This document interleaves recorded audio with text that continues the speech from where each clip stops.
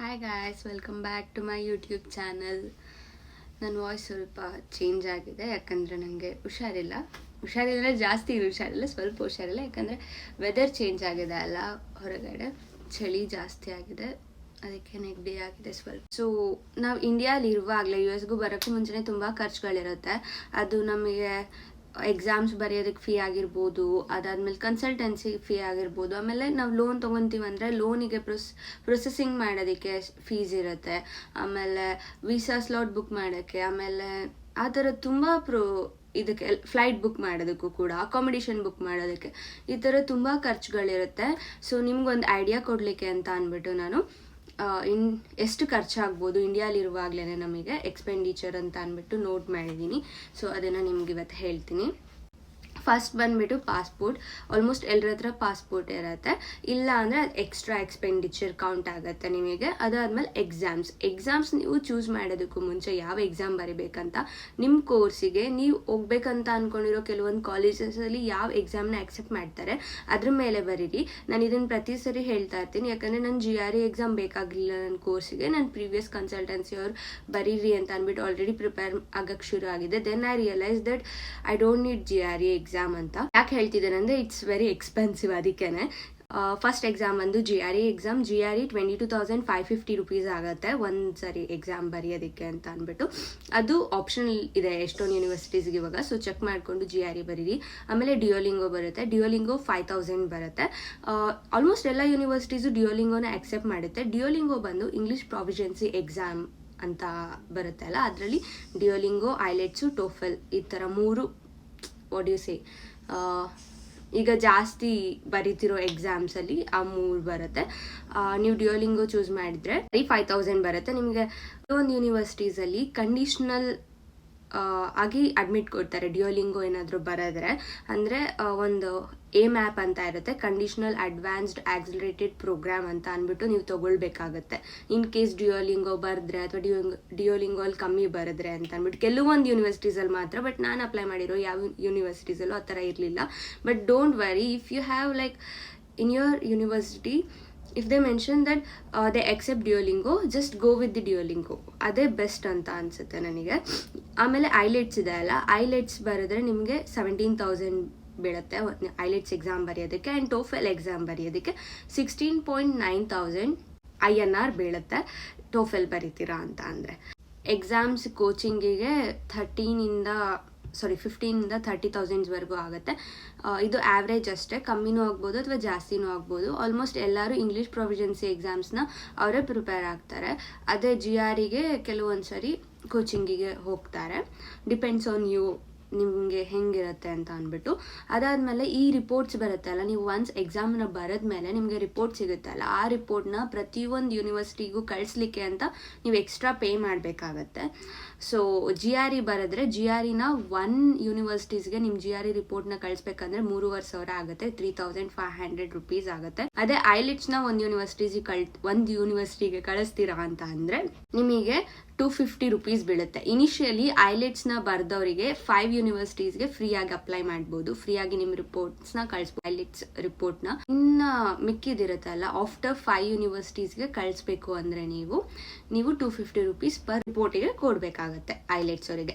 ಅದೇ ಟೋಫೆಲ್ ಬರೀತೀರಾ ಅಂದರೆ 2,100 rupees pay ಮಾಡಬೇಕಾಗುತ್ತೆ ಪರ್ ಯೂನಿವರ್ಸಿಟೀಸ್ಗೆ. ಆದರೆ ಡಿಯೋಲಿಂಗೋ ಕಂಪ್ಲೀಟ್ಲಿ ಫ್ರೀ, ನೀವು ಎಷ್ಟು ಜನಕ್ಕಾದರೂ ಕಳಿಸ್ಬೋದು, ಫ್ರೀ ಆಗಿದೆ. ನನ್ನ ಸಜೆಷನ್ ಏನಂದರೆ GRE ವೇವರ್ ಆಗಿರೋ ಯೂನಿವರ್ಸಿಟೀಸಿಗೆ ಏನಾದರೂ ನೀವು ಹೋಗ್ತೀರಾ ಅಂತ ಅಂದರೆ, ಅಥವಾ ಆಪ್ಷನಲ್ ಅಂತ ಇದ್ರೆ GREನ ಬರಿಬೇಡಿ, ಸುಮ್ಮನೆ ವೇಸ್ಟ್ ಆಗುತ್ತೆ. You can save money there. ಅದಾದಮೇಲೆ ಕೋಚಿಂಗ್ ಹೋಗಲಿಲ್ಲ ಅಂದರೆ, ಅಥವಾ ಡಿಯೋಲಿಂಗೋ ಎಕ್ಸಾಮ್ ತುಂಬ ಕಮ್ಮಿ ಇದೆ, ನೀವು ಡಿಯೋಲಿಂಗೋನು ಚೂಸ್ ಮಾಡ್ಬೋದು. ಆಮೇಲೆ ಕೆಲವೊಂದ್ಸರಿ ಪ್ರೊಮೋ ಕೋಡ್ಸ್ ಇರುತ್ತೆ, ಪ್ರೊಮೋ ಕೋಡ್ಸ್ ಏನಾದರೂ ಯೂಸ್ ಮಾಡಿದರೆ ನೀವು ಬೈ ಮಾಡುವಾಗ ಟೆಸ್ಟ್ನ ಬೈ ಮಾಡಬೇಕು ನೀವು, ಡಿಯೋಲಿಂಗೋ ಆಗಲಿ ಅಥವಾ ಐಲೆಟ್ಸ್ ಆಗಲಿ ಎಲ್ಲನೂ. ಆವಾಗ ನೀವೇನಾದರೂ ಕೋಡ್ಸ್ನ ಅಪ್ಲೈ ಮಾಡಿದ್ರೆ ನಿಮಗೆ ವೇವರ್ ಸಿಗುತ್ತೆ, ಲೈಕ್ 20% ಆಫ್, 50% ಆಫ್ ಆ ಥರ ಬೀಳುತ್ತೆ. ಸೊ ಓವರ್ ಆಲ್ ನಾನು ಈ ಸೆಕ್ಷನಿಗೆ 6,000 40,000 ಇಟ್ಟಿದ್ದೀನಿ. ಅದಾದಮೇಲೆ ಅಪ್ಲಿಕೇಶನ್, ಒಂದೊಂದು ಯೂನಿವರ್ಸಿಟೀಸ್ಗೂ ಅಪ್ಲಿಕೇಶನ್ನ ಕಳಿಸ್ಬೇಕು ಅಂತ ಅಂದರೆ ಎಕ್ಸಾಮ್ ಬೇರೆ ಆಯಿತಾ, ಎಕ್ಸಾಮ್ ರಿಪೋರ್ಟ್ ಕಳ್ಸೋದು ಬೇರೆ, ಅಪ್ಲಿಕೇಶನ್ ಫೀನೇ ಬೇರೆ. ಅಪ್ಲಿಕೇಶನ್ ಅಂದರೆ ನೀವು ಒಂದು ಯೂನಿವರ್ಸಿಟೀಸ್ಗೆ ಅಪ್ಲೈ ಮಾಡ್ತೀವಲ್ಲ, ಅದಕ್ಕೇ ಫೀ ಪೇ ಮಾಡಬೇಕಾಗತ್ತೆ. ಒಂದೊಂದು ಯೂನಿವರ್ಸಿಟೀಸ್ಗೆ $80 $100 ಇರುತ್ತೆ, ಡಿಪೆಂಡ್ಸ್ ಆನ್ ಯೂನಿವರ್ಸಿಟಿ. ಕೆಲವೊಂದು ಯೂನಿವರ್ಸಿಟಿ ಫ್ರೀ ಕೂಡ ಇರುತ್ತೆ ಫಾರ್ ಇಂಟರ್ನ್ಯಾಷನಲ್ ಸ್ಟೂಡೆಂಟ್ಸ್, ನೀವು ಚೆಕ್ ಮಾಡಬೇಕಾಗತ್ತೆ. ಆಮೇಲೆ ನಾನು ಕಂಪ್ಲೀಟ್ ವಿಡಿಯೋ ಅಪ್ಲೋಡ್ ಮಾಡಿದ್ದೀನಿ ಹೆಂಗೆ ನಾವು ಅಪ್ಲಿಕೇಶನ್ ಫೀ ವೇವರ್ನ ತೊಗೋಬೋದು ಅಂತ. ನಾನು ಇದುವರೆಗೂ ಅಪ್ಲೈ ಮಾಡಿರೋ ಎಲ್ಲ ಯೂನಿವರ್ಸಿಟೀಸ್ಗೂ ಕೂಡ ಫ್ರೀಯಾಗಿ ಅಪ್ಲೈ ಮಾಡಿದ್ದೀನಿ. ನೀವು ಆ ವಿಡಿಯೋ ಚೆಕ್ ಮಾಡ್ಬೋದು, ತುಂಬ ಯೂಸ್ಫುಲ್ ಆಗುತ್ತೆ. ಅದನ್ನು ಡಿಸ್ಕ್ರಿಪ್ಷನ್ ಲಿಂಕ್ನ ಅಟ್ಯಾಚ್ ಮಾಡಿರ್ತೀವಿ, ನೀವು ಅದನ್ನು ನೋಡ್ಬೋದು. ಇದರಲ್ಲಿ ಟಿಪ್ ಏನಂತ ಅಂದರೆ, ನೀವು ಯಾವ ಯೂನಿವರ್ಸಿಟಿಗೆ ನಾನು ಹೋಗ್ತೀನಿ, ನಿಮ್ಗೇನಾದರೂ ಈ ಕಾಲೇಜಿಂದ ಆಫರ್ ಲೆಟರ್ ಸಿಕ್ಕಿದ್ರೆ ನಾನು ಅದಕ್ಕೆ ಹೋಗ್ತೀನಿ ಅನ್ನೋ ಯೂನಿವರ್ಸಿಟೀಸಿಗೆ ಮಾತ್ರ ನೀವು ಅಪ್ಲಿಕೇಶನ್ ಫೀನ ಪೇ ಮಾಡಿ ಅಥವಾ ವೇವರ್ ತೊಗೊಂಡು ಅಪ್ಲೈ ಮಾಡಿ. ಇಲ್ಲ ನಾನು ಸುಮ್ಮನೆ ಹಾಕ್ತಾ ಇದ್ದೀನಿ ಅಪ್ಲಿಕೇಶನ್ನ ಅಂದರೆ ಎಲ್ಲನೂ ಫ್ರೀ ಆಗಿರೋ ಯೂನಿವರ್ಸಿಟೀಸ್ನ ನೋಡಿ ಅಪ್ಲೈ ಮಾಡಿ. ಓವರ್ ಆಲ್ ನಾನು ಈ ಅಪ್ಲಿಕೇಶನ್ ಸೆಕ್ಷನ್ಗೆ 25,000ನ ಹಾಕಿದ್ದೀನಿ. ಸೊ ನಿಮಗೆ ಅಪ್ಲಿಕೇಶನ್ ಹಾಕಿದ್ಮೇಲೆ ನಿಮ್ಗೊಂದು ಯೂನಿವರ್ಸಿಟೀಸಿಂದ ಆಫರ್ ಲೆಟರ್ ಬರುತ್ತಲ್ಲ, ಅದನ್ನು ನೀವು ಬುಕ್ ಮಾಡಬೇಕು. ಆ ಸೀಟ್ನ ನಾನು ಇಲ್ಲಿಗೆ ಬಂದೇ ಬರ್ತೀನಿ ಅಂತ, ಸೊ ಡೆಪಾಸಿಟ್ ಫೀನ ಪೇ ಮಾಡಬೇಕಾಗತ್ತೆ. This is also depends on universities, vary ಆಗುತ್ತೆ ಫೀಸು. ಕೆಲವೊಂದು ಕಡೆ $100 ಇರುತ್ತೆ, $400 ಇರುತ್ತೆ. ಆಮೇಲೆ ನೀವು ಏನು ಪೇ ಮಾಡ್ತೀರಾ ಇಲ್ಲಿ, $100 to $50 ಎಷ್ಟು ಡಾಲರ್ಸ್ ಕೊಡ್ತೀರಲ್ಲ ಸೀಟ್ನ ಬುಕ್ ಮಾಡ್ಕೊಳ್ಳಿಕ್ಕೆ ಅಂತ, ಆ ಫೀಸು ನಿಮಗೆ ಟ್ಯೂಷನ್ ಫೀಸಿಗೆ ಜಾಯ್ನ್ ಆಗುತ್ತೆ.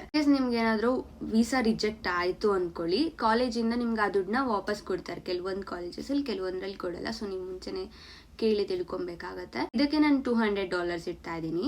ಡೆಪಾಸಿಟ್ ಫೀನ ಪೇ ಮಾಡಿದ್ಮೇಲೆ I-20 ರಿಕ್ವೆಸ್ಟ್ ಮಾಡಬೇಕಾಗತ್ತೆ. I-20ನ ರಿಕ್ವೆಸ್ಟ್ ಮಾಡಬೇಕಂತ ಅಂದರೆ ನೀವು ಫೈನಾನ್ಷಿಯಲ್ ಡಾಕ್ಯುಮೆಂಟ್ನ ತೋರಿಸ್ಬೇಕಾಗತ್ತೆ. ಇಟ್ ಮೈಟ್ ಬಿ ನಿಮ್ಮದು ಬ್ಯಾಂಕ್ ಸ್ಯಾಂಕ್ಷನ್ ಲೆಟರ್ ಆಗಿರ್ಬೋದು, ಲೋನ್ ಸ್ಯಾಂಕ್ಷನ್ ಲೆಟರ್, ಇಲ್ಲ ಅಂದರೆ ನಮ್ಮದು ಬ್ಯಾಂಕ್ ಬ್ಯಾಲೆನ್ಸ್ ಏನಿರುತ್ತಲ್ಲ ಅದ್ರದ್ದು ರಿಪೋರ್ಟ್ ಕೂಡ ಆಗಿರ್ಬೋದು. ಆ ಸ್ಟೇಟ್ಮೆಂಟ್ನ ತೊಗೊಂಡು ನಾವು ಕಾಲೇಜಿಗೆ ಕಳಿಸ್ಬೇಕಾಗತ್ತೆ.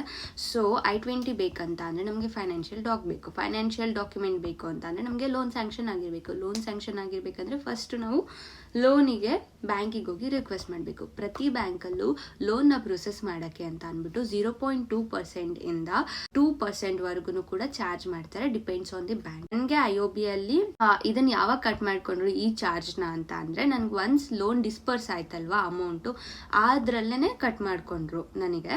ಬಟ್ ಕೆಲವೊಂದು ಬ್ಯಾಂಕ್ಸಲ್ಲಿ ಹೆಂಗಿರುತ್ತೆ ಅಂದರೆ, ನೀವು ಮುಂಚೆನೆ ಆ ಪ್ರೊಸೆಸಿಂಗ್ ಫೀನ ಪೇ ಮಾಡಬೇಕಾಗುತ್ತೆ, 50,000 60,000. As I mention, it depends on the bank. ಅದಾದ್ಮೇಲೆ ಪ್ರಾಪರ್ಟಿ ವಿಸಿಟ್ ಇರುತ್ತೆ. ಇನ್ ಕೇಸ್ ನೀವೇನಾದರೂ ಒಂದು ಪ್ರಾಪರ್ಟಿ ಮೇಲೆ ಬ್ಯಾಂಕ್ ಲೋನ ತಗೊಂತಿದ್ದೀರಾ ಅಂದರೆ ಅಲ್ಲಿಗೆ ಆ ಇಂಜಿನಿಯರ್ ಅಥವಾ ಯಾರಾದರೂ ಬಂದು ನೋಡ್ತಾರೆ, ಅವರಿಗೆ ಸ್ವಲ್ಪ ಪೇ ಮಾಡಬೇಕಾಗುತ್ತೆ. ಅದಾದಮೇಲೆ ಒಬ್ಬರು ಲಾಯರ್ನ ಕನ್ಸಲ್ಟ್ ಮಾಡೋಕ್ಕೆ ಹೇಳ್ತಾರೆ ಬ್ಯಾಂಕಿಂದ, ಅವರಿಗೂ ಕೂಡ ಪೇ ಮಾಡಬೇಕಾಗುತ್ತೆ. ಇದೆಲ್ಲ ಎಕ್ಸ್ಟ್ರಾ ಆ್ಯಡ್ ಆನ್ ಆಗ್ತಾ ಹೋಗುತ್ತೆ, ಅದು ಕೂಡ ಕನ್ಸಿಡರ್ ಮಾಡಬೇಕು ನೀವು. ವಿಸಾ ಸ್ಲಾಟ್ ಬುಕ್ ಮಾಡೋದಕ್ಕೆ 13,000 ಆಗುತ್ತೆ. ಅದಾದಮೇಲೆ ಸರ್ವಿಸ್ ಫೀ ಅನ್ನೋದು 30,000, 30,000 ಕಂಪಲ್ಸರಿ ಪೇ ಮಾಡಬೇಕಾಗುತ್ತೆ. ಬುಕ್ ಮಾಡೋದಕ್ಕೆ ವೀಸಾ ಸ್ಲಾಟ್ನ ನಾವು ಏಜೆಂಟ್ಸ್ನೇನಾದರೂ ಕಾಂಟ್ಯಾಕ್ಟ್ ಮಾಡಿದ್ರೆ ಅವ್ರು ನಮಗೆ 5,000 ಇಲ್ಲಾಂದ್ರೆ 10,000 ಕಾಸ್ಟ್ ಮಾಡ್ತಾರೆ, 5,000 or 10,000. ನನಗೆ ಜಸ್ಟ್ 1 month ಟೈಮ್ ಇತ್ತು, ನನಗೆ ವೀಸಾ ಸ್ಲಾಟ್ ಬೇಕಿತ್ತು. ಸೊ ಅದಕ್ಕೆ ನಾನು ಏಜೆಂಟ್ ಹತ್ರ ಹೋಗಿದ್ದೆ, ನನಗೆ 5,000 ಕಾಸ್ಟ್ ಮಾಡಿದ್ರು ಆ ಏಜೆಂಟು. ಓವರ್ ಆಲ್ ಈ ವೀಸಾ ಸ್ಲಾಟ್ ಬುಕ್ಕಿಂಗಿಗೆ ಮತ್ತೆ ಸರ್ವಿಸ್ ಫೀ ಎಲ್ಲ ಸೇರಿ 43,000 ಅಂತ ಹಾಕಿದ್ದೇನೆ. ನೆಕ್ಸ್ಟ್ ಇಮ್ಯುನೈಸೇಷನ್ ಟೆಸ್ಟ್ ಅಂತ ಅಂದರೆ, ನಮಗೆ ಪ್ರತಿಯೊಂದು ಯೂನಿವರ್ಸಿಟೀಸಲ್ಲೂ ಬೇರೆ ಬೇರೆ ರಿಕ್ವೈರ್ಮೆಂಟ್ಸ್ ಇರುತ್ತೆ, ಆಯಿತಾ. ಹೆಂಗೆ ಹೇಳ್ತೀರಾ, ಇಂಜೆಕ್ಷನ್ಸ್ ಇರುತ್ತೆ, ಇಷ್ಟು ಇಂಜೆಕ್ಷನ್ಸ್ ನೀವು ತೊಗೊಂಡಿದ್ದೀರಾ ಅಂತ ಅಂದ್ಬಿಟ್ಟೆಲ್ಲ ಕೇಳ್ತಾರೆ. ಫಾರ್ ಎಕ್ಸಾಂಪಲ್ TB ಟೆಸ್ಟ್ ಇರುತ್ತೆ, ಆ ಥರ ಎಲ್ಲ ಟೆಸ್ಟ್ಗಳಿರುತ್ತೆ.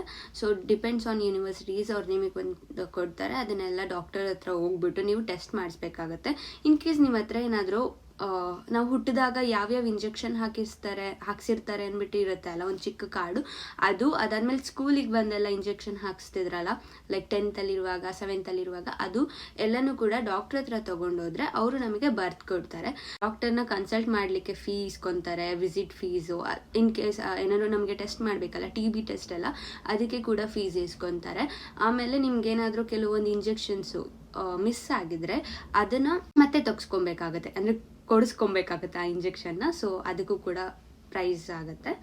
ಸೊ ಇಮ್ಯುನೈಸೇಷನ್ಗೆ ನಾನು 5,000 to 20,000 ಹಾಕಿದ್ದೀನಿ, ಯಾಕಂದರೆ ಇಂಜೆಕ್ಷನ್ಸ್ ಪ್ರೈಸ್ ತುಂಬ ಜಾಸ್ತಿ ಇದೆ. ಆ್ಯಂಡ್ ಆಲ್ಸೋ ಡಾಕ್ಟರ್ ವಿಸಿಟ್ಗೆ 300-400 ರೂಪೀಸ್ ಇಲ್ದಲೇ ಆಗೋದಿಲ್ಲ. ಅದಾದಮೇಲೆ ಅಕಾಮಿಡೇಷನ್, ನಮಗೆ ಇಂಡಿಯಾಲಿರುವಾಗಲೇ ನಾವು ಅಕಾಮಿಡೇಷನ್ನ ನೋಡ್ಕೋಬೇಕಾಗುತ್ತೆ, ನಾವು ಎಲ್ಲೋಗಿ ಸ್ಟೇ ಆಗ್ತೀವಿ ಅಂತ ಅಂದ್ಬಿಟ್ಟು.